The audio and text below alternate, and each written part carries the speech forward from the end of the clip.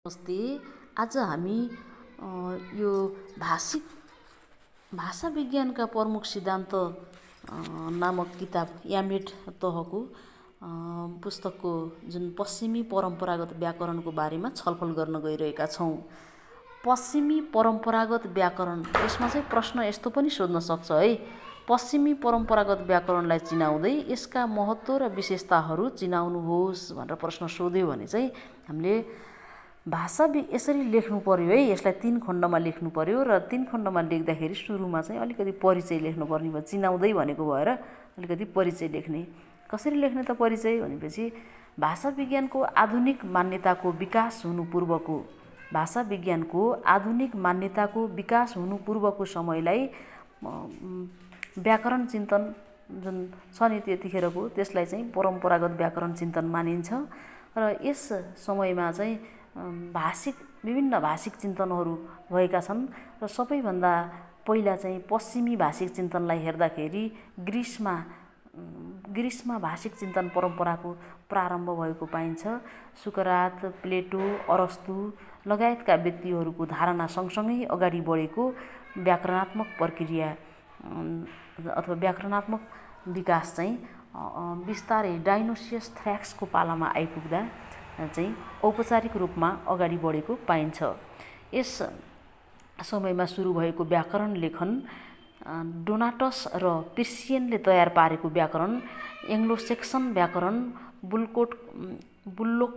बुल्लोकले तयार पारेको अङ्ग्रेजी व्याकरण आदि हुँदै पश्चिमी जगतमा व्याकरण लेखनको परम्परा बिस्तारै अगाडि बढेको देखिन्छ। जबसम्म फर्डिनान्ड डी सस्युरले लेखेको अथवा सस्युरको जुन आधुनिक भाषा विज्ञान सम्बन्धी चिन्तन आएको थिएन, तबसम्मको समय अवधिसम्म यो परम्परागत पश्चिमी व्याकरण चाहिँ गजाउँदै अथवा फैलाउँदै गएको पाइन्छ। यति लेखिसकेपछि हाम्रो पहिलो अनुच्छेद सकियो अथवा पहिलो अनुच्छेद सक्यौँ। र दोस्रो अनुच्छेदमा कसरी लेख्ने त भन्दा पश्चिमी परम्परागत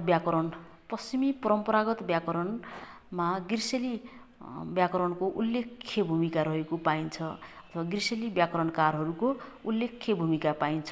डायोनिसियस थ्र्याक्सले लेखेको व्याकरण पश्चिमी जगतकै सबैभन्दा पहिलो औपचारिक व्याकरणको रूपमा खडा भएपछि यसलाई अनुकरण गर्दै ग्रिस र ल्याटिन र अङ्ग्रेजी भाषामा पनि विभिन्न व्याकरणहरू लेख्ने परम्परासँगै पश्चिमी जगतमा व्याकरण लेखनको परम्परा अगाडि बढेको पाइन्छ। र पश्चिमी जगतमा व्याकरण लेखन परम्परामा विभिन्न विद्वानहरूले महत्त्वपूर्ण भूमिका निर्वाह गरेका छन्। डायोनिसियस थ्र्याक्स, डोनाटस, पिर्सियन, पोर्ट रोयल, अनि रोमेली परम्पराको बरो, हैन, लोरेन्टियस भाला, अनि त्यसपछि बुल्लोक लगायतका व्यक्तिहरूको संलग्नतामा परम्परागत पश्चिमी व्याकरण अगाडि बढेको देखिन्छ। परम्परागत पश्चिमी व्याकरणका के भनेछ अरे हाम्रो प्रश्नमा, परम्परागत पश्चिमी व्याकरणको विशेषताहरूलाई निम्न बुँदाबाट प्रष्ट पार्न सकिन्छ भनेर चाहिँ दोस्रो अनुच्छेद लेखिसकेपछि त्यसमा चाहिँ हामीले बुँदा लेख्ने। जस्तै 1 नम्बरमा यो दर्शनको एउटा शाखाको रूपमा भाषिक चिन्तनको सुरुवात भएको पश्चिमेली व्याकरणको एउटा विशेषता भनेको दर्शनको एउटा शाखाको रूपमा भाषिक चिन्तनको सुरुवात भएको।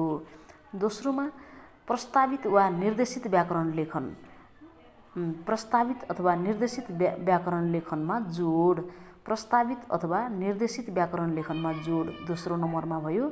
तेस्रो नम्बरमा वर्णनात्मक व्याकरणको प्रभावको कमी, वर्णनात्मक भनेको समसामयिक है, समसामयिक व्याकरणको प्रभावको कमी भने पनि हुन्छ यसलाई, समसामयिक तथा वर्णनात्मक व्याकरणको प्रभावको कमी। तेस्रो नम्बरमा प्रकृतिवादी र परम्परावादी मान्यता, त्यसपछि अर्को नम्बरमा प्राज्ञिक र शैक्षिक व्याकरण लेखन, त्यतिखेर नै प्राज्ञिक र शैक्षणिक व्याकरण लेखनको कार्य पनि भएको थियो। त्यसपछि सार्वभौम व्याकरणको मान्यता, व्याकरण सम्बन्धी सार्वभौम मान्यता अघि बढेको थियो त्यतिखेर। अनि भाषिक शुद्धतालाई जोड दिइन्थ्यो, त्यो पनि भयो भाषिक शुद्धता अथवा शुद्धतावादी मान्यता। त्यसपछि त्यसमा उसले रूप व्यवस्था वर्ण व्यवस्था अङ्ग्रेजी व्याकरणमा पनि भएको थियो होइन। त्यो अब यसलाई पनि थपौँ। अब अर्को विशेषतामा रूप व्यवस्था, वाक्य व्यवस्था र अर्थ व्यवस्थाको आधारमा शब्दवर्गको विभाजन गर्ने मान्यता। अर्को नम्बरमा छ भाषाको मानक स्वरूपलाई मात्र मान्यता दिने, भाषाको मानक स्वरूपलाई मात्र मान्यता दिइने। यति भएपछि यसका विशेषताहरू यति नै गरौँ। त्यसपछि फेरि हामी यसको महत्त्व के छ त भन्ने बारेमा पनि छलफल गर्छौँ। र यति लेखिसकेपछि प्रश्नले मागेछ, महत्त्व पनि मागेछ, अनि हामी महत्त्व पनि लेख्छौँ है। अब कसरी लेख्ने त भन्दा यसरी प्लेटो सुकरातको पालादेखि विकसित हुँदै आएको पश्चिमेली व्याकरण परम्पराले एउटा पश्चिमेली विश्वको व्याकरण लेखनमा उल्लेख्य भूमिका निर्वाह गरेको पाइन्छ। पश्चिमेली व्याकरण चिन्तन परम्पराको महत्त्वलाई निम्न मुद्दाबाट प्रष्ट पार्न सकिन्छ भनेर लेख्ने। त्यसपछि 1 नम्बरमा भाषा चिन्तनको पृष्ठभूमि निर्माण, भाषा चिन्तनको पृष्ठभूमि निर्माण गर्ने काम चाहिँ पहिलाका लेखक जुन परम्परागत रूपमा लेखिएका व्याकरणहरूले अरू केही रूपमा भाषिक चिन्तनको जुन पृष्ठभूमि तयार पार्नको लागि चाहिँ उल्लेख्य भूमिका निर्वाह गरेका छन्। त्यसैले भाषा चिन्तनको पृष्ठभूमि निर्माण। 2 नम्बरमा के लेख्ने त शब्दवर्ग र रूपायन प्रक्रियाको स्थापना। शब्दवर्गको चर्चा पनि चलेको थियो परम्परागत व्याकरणमा है, त्यही भएर शब्दवर्ग र रूपायन प्रक्रियाको स्थापना। भाषाको मानक स्वरूपको स्थापना 3 नम्बरमा, भाषाको मानक स्वरूपको स्थापना। 4 नम्बरमा भाषाको शुद्धिकरण र आधुनिकीकरणमा योगदान, भाषाको शुद्धिकरण र आधुनिकीकरणमा योगदान। 5 नम्बरमा आधुनिक व्याकरण निर्माणमा प्रभाव, 5 नम्बरमा चाहिँ आधुनिक व्याकरण निर्माणमा प्रभाव। 6औं नम्बरमा शैक्षणिक प्रयोजनको निम्ति व्याकरण लेखिनु, शैक्षणिक प्रयोजनको निम्ति व्याकरण लेखिनु। त्यसपछि अर्को व्युत्पादन अथवा शब्द निर्माण प्रक्रियाको व्याख्या, व्युत्पादन अथवा शब्द निर्माण प्रक्रियाको व्याख्या। यति भइसकेपछि चाहिँ हाम्रो मान्यता महत्त्व विशेषता सबैको बारेमा हामीले छलफल गऱ्यौँ। अब 2 लाइनको निष्कर्ष लेखेपछि चाहिँ यो उत्तर तपाईँको पुरा हुन्छ। र अब यसमा उत्तर लेख्दाखेरि अब निष्कर्ष कसरी लेख्ने त भन्दा अब हामीले अतः लेख्ने कि यस प्रकार लेख्ने कि जे लेख्छौँ होइन, यस प्रकार पश्चिमेली व्याकरण परम्परा पश्चिमी जगतको एक आधारशिला हो, पश्चिमी जगतको व्याकरण लेखनको एक आधारशिला हो, जसले पश्चिमी जगतमा व्याकरण लेख्ने जुन परम्परा छ त्यसलाई अगाडि बढ्नमा उल्लेख्य भूमिका निर्वाह गरेको देखिन्छ।